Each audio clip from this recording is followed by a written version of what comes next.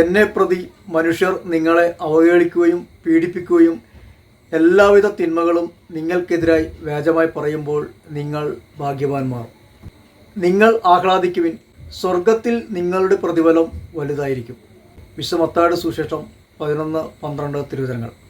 യേശുവിൻ്റെ നാമത്തെ പ്രതി പീഡനങ്ങളും കടന്നു വരുമ്പോൾ നമ്മൾ അതിൽ ആഹ്ലാദിക്കണം. സ്വർഗത്തിൽ പ്രതിഫലം വലുതായിരിക്കും. ക്രിസ്തുവിൻ്റെ നാമനിമിത്തം നിന്ദിക്കപ്പെട്ടാൽ നിങ്ങൾ ഭാഗ്യവാന്മാർ. എന്തെന്നാൽ മഹത്വത്തിൻ്റെ ആത്മാവ്, ദൈവാത്മാവ് നിങ്ങളിൽ വസിക്കുന്നു.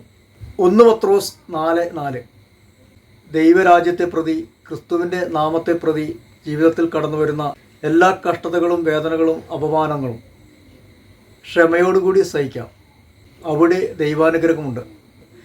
ദൈവകൃപകൾ കടന്നു വരുന്ന വഴിയാണത്.